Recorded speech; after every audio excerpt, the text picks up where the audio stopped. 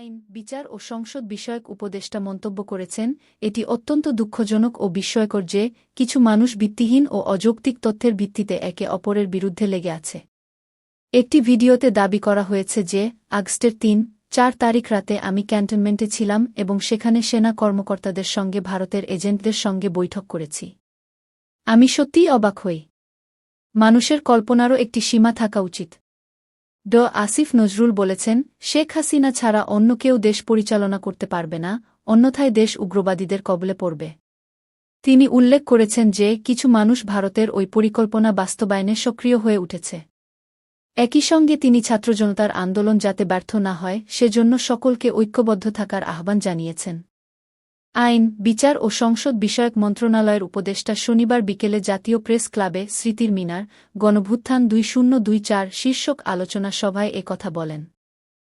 আসিফ নজরুল মন্তব্য করেন, আমাদের একটি প্রতিবেশী দেশের পরিকল্পনা রয়েছে কি? শেখ হাসিনা যদি চলে যান তাহলে দেশের নেতৃত্ব দেওয়ার মতো আর কেউ থাকবে না। অথবা দেশ উগ্রবাদীদের কবলে পড়বে। শেখ হাসিনার বিকল্প নেই। কিছু মানুষ ভারতীয় পরিকল্পনাকে এখানে বাস্তবায়নের চেষ্টা করছে। তাহলে তাদের উদ্দেশ্য কি? গত ১-৬ বছরে আওয়ামী লীগ সরকার কি করেছে? আমাদের পরামর্শ দিন, আমরা কি করব? তিনি আরও বলেন, যদি আমাদের আরও সমর্থন দেন এবং সঠিকভাবে নির্দেশনা দেন, তাহলে এই সরকার সফল হলে ফ্যাসিস্ট শেখ হাসিনার পরিবর্তনের স্বপ্নকে আমরা ধূলিসাৎ করতে পারব।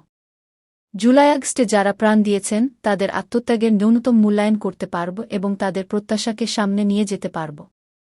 বাসের ব্যবস্থাপনা পরিচালক ও প্রধান সম্পাদক মাহবুব মোর্শেদের সভাপতিত্বে অনুষ্ঠিত সভায় প্রধান উপদেষ্টার প্রেস সচিব মোহাম্মদ শফিকুল আলম, লেখক ও সম্পাদক রাখাল রাহা, কবি এবং অ্যাক্টিভিস্ট ফেরদৌস আরা রুমি, বাসের বিশেষ প্রতিনিধি ও পরিচালনা পরিষদের পরিচালক মো.